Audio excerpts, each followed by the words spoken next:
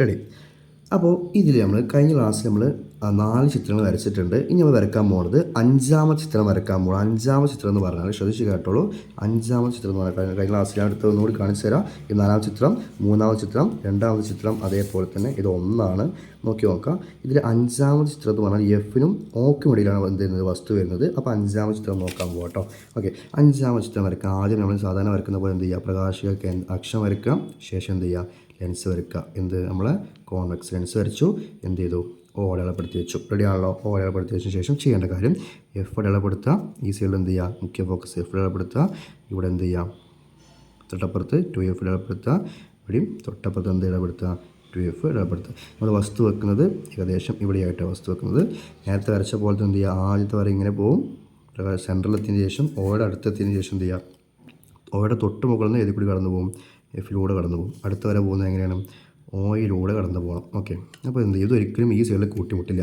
നമ്മൾ ചെയ്യേണ്ട കാര്യം എന്ത് ചെയ്യുക, ബാക്ക് നീട്ടുക. ഇവരെ ബാക്കൊക്കെ എന്ത് ചെയ്യണം, നീട്ടുക. മുമ്പിൽ കൂട്ടിമുട്ടിയാത്ത ആൾക്കാരാണെങ്കിൽ ബാക്കൊക്കെ നീട്ടിയിട്ട് ഇങ്ങോട്ട് കൊണ്ടുവരാം. ഇതേപോലെ തന്നെ എന്ത് ചെയ്യാം, ഈ വര എന്ത് ചെയ്യാം, ബാക്കൊക്കെ നീട്ടാം. നീട്ടി ഏകദേശം ഈ ഒരു പോയിൻ്റ് തുമ്പൽ എന്ത് ചെയ്യും, കൂട്ടിമുട്ടും. ആ കൂട്ടിമുട്ടിയ ഭാഗത്ത് എന്ത് ചെയ്യാം, ഒരു പ്രതിബിംബം വരയ്ക്കാം. റെഡിയാണല്ലോ. കൂട്ടിമുട്ടിയ ഭാഗത്ത് പ്രതിബിംബം വരയ്ക്കാം. നോക്കുക, ഈ ചിത്രത്തിൽ നോക്കി, ഞാൻ കഴിഞ്ഞ ക്ലാസ്സിൽ പറഞ്ഞിട്ടുണ്ട്, യഥാർത്ഥവും മിഥ്യം പറഞ്ഞിട്ടുണ്ട്. ഈ ചിത്രത്തിൽ 5ാമത്തെ ചിത്രത്തിൽ നമുക്ക് മിഥ്യ വരുന്നുള്ളത്. നോക്കി, വസ്തു ഈ സൈഡിലാണ്, അതേ സൈഡിൽ നമുക്ക് എന്ത് കിട്ടിയിട്ടുണ്ട്, പ്രതിബിംബം കിട്ടിയിട്ടുണ്ട്. അതിനർത്ഥം സ്ക്രീൻ ഇവിടെ വെച്ചാൽ സ്ക്രീനിൽ ആരെ കിട്ടൂല, പ്രതിബിംബം കിട്ടില്ല. അതിനർത്ഥം ഇതെന്താണ്, മിഥ്യയായിട്ടുള്ള പ്രതിബിംബമാണ്. എന്നത് മിഥ്യയായിട്ടുള്ള പ്രതിബിംബം യഥാർത്ഥമല്ല. പിന്നെ നിവർന്നതാണ്, അതായത് തല തിരിഞ്ഞതല്ല, എന്താണ്, നിവർന്നത്. റെഡിയാണല്ലോ. ഇനി ഒന്നും കൂടി ഒരു അടുത്ത പോയിന്റ് എന്താണെന്ന് വെച്ചാൽ, ഇത് നിവർന്നത് മാത്രമല്ല, എന്താണ്, ഇത് വളരെ വലുതാണ്. സിമ്പിളായിട്ട് വലുത് നീതി വെക്കാം കേട്ടോ. അപ്പോൾ വസ്തുവിനേക്കാൾ വലുതാണ് എന്ത്, പ്രതിബിംബം. ഓക്കെ, വലുത്. റെഡിയാണല്ലോ. ഇത് OB വസ്തുവാണ്, IM എന്താണ്, പ്രതിബിംബമാണ്. ഈ കാര്യങ്ങൾ എന്ത് ചെയ്യുക, മനസ്സിലാക്കി വെക്കുക. അപ്പോൾ ഇതിലെന്ത് ചെയ്തു, നമ്മൾ 5 ചിത്രം വരച്ച് കഴിഞ്ഞു. ഇനി 6ാമത്തെ ചിത്രം എന്ന് പറയുന്നത് ഏത് ലെൻസായിരിക്കും. 5 ചിത്രം നമ്മൾ കോൺവെക്സ് വരുന്നുണ്ട്. അതായത് ഇതാണ് കോൺവെക്സ് ലെൻസ്. അതിൽ 1 2 3 4 5 ചിത്രം കോൺവെക്സിൽ കഴിഞ്ഞു. ഇനി 6ാമത്തെ ചിത്രം എന്ന് പറയുന്നത് കോൺകേവ് ലെൻസ് വരച്ചിട്ടാണ്. Okay, ready. കോൺകേവ് ലെൻസ് എന്ത് ചെയ്യുക, അപ്പോൾ ആദ്യം പ്രകാശിക അക്ഷം വരച്ച് വെക്കുക. ശേഷം ഒരു കോൺകേവ് ലെൻസ് എന്ത് ചെയ്യുക, വരയ്ക്കും. കോൺകേവ് ലെൻസ് വരച്ച് കഴിയും. റെഡി. ഇവിടെ O ഉണ്ട്. നേരത്തെ അടയാളപ്പെടുത്ത സെയിം പരിപാടിയാണ്. F അടയാളപ്പെടുത്തി വെക്കുക.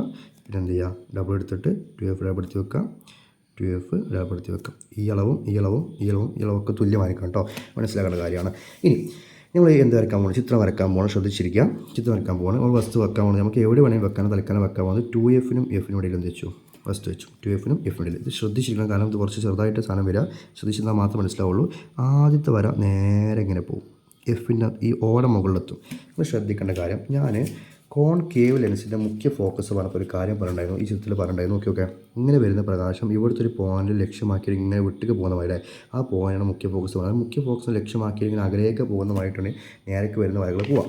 അപ്പോൾ അതേപോലെ ഇതിൽ ഈ നേരേക്ക് വരുന്ന വര എന്താ സംഭവിക്കുകയെന്ന് വെച്ചാൽ, ഈ എഫിനെ ഇവിടെ ശ്രദ്ധിക്കുക, ഈ എഫിനെ ലക്ഷ്യമാക്കിയിട്ട് ഇങ്ങനെ പോകും. ഞാൻ വരച്ചിട്ട് കാണിച്ചതിന് ശേഷം നോക്കി നോക്കാം. ഇങ്ങനെ പോകും. ഇവിടുന്ന് വരെ ഡോട്ടില്ല. പിന്നെ എന്ത് ചെയ്യുക, നേരേക്ക് വരയ്ക്കുക. അപ്പോൾ ഫസ്റ്റ് വര എങ്ങനെയാണ് പോകുന്നത്, ഒരിക്കലും F കൂടി പോകില്ല. കോൺകേവ് ലെൻസ് ആയാലും F കൂടി പോകില്ല. പകരം ഈ എഫിനെ ലക്ഷ്യമാക്കിയിട്ട് ഇങ്ങനെ പോകുന്ന പോലെ തോന്നും. ഓക്കെ, അപ്പോൾ ഇങ്ങനെ വന്നിട്ട് ഇങ്ങനെ പോകും കേട്ടോ. ഇനി ചെയ്യേണ്ട അടുത്ത വര എന്ന് പറയുന്നത് ഇവിടുന്ന് O കൂടി. അടുത്ത വര സാധാരണ വരക്കുന്ന പോലെ ഓയിലൂടെ തന്നെ വരക്കാം. നേരേക്ക് ഓയിലൂടെ വരക്കാം. റെഡിയാണല്ലോ. അപ്പോൾ ഈ വര ഓയിലൂടെ തന്നെ പോകും. ഈ കൂട്ടിമുട്ട ഇവിടെയാണ് ഇവിടുത്തെ എന്തുണ്ടാവുന്നത്, ഇമേജ് പ്രതിബിംബം ഉണ്ടാവുന്നത്. എന്താണ് ഇവിടുത്തെ വസ്തു, ഇവിടുത്തെ പ്രതിബിംബം IM ഇവിടെയാണ്. അപ്പോൾ ശ്രദ്ധിക്കേണ്ട കാര്യം, ഇവിടെ എന്ത് കിട്ടി, ഇമേജ് ചെറുതാണ് അല്ലേ, ഇയാളെക്കാട്ടും ചെറുതാണ് വസ്തു അല്ലേ, പ്രതിബിംബം. വസ്തുവിനേക്കാൾ ചെറുതാണ് പ്രതിബിംബം. അപ്പോൾ എന്താണ്, പ്രതിബിംബം ചെറുതാണ്. പിന്നെയോ, നിവർന്നതോ തലക്കിയായതോ, നിവർന്നതാണ് അല്ലേ, തല തിരിഞ്ഞിട്ടല്ല, നിവർന്നിട്ടാണ് നിൽക്കുന്നത്. നിവർന്നത്.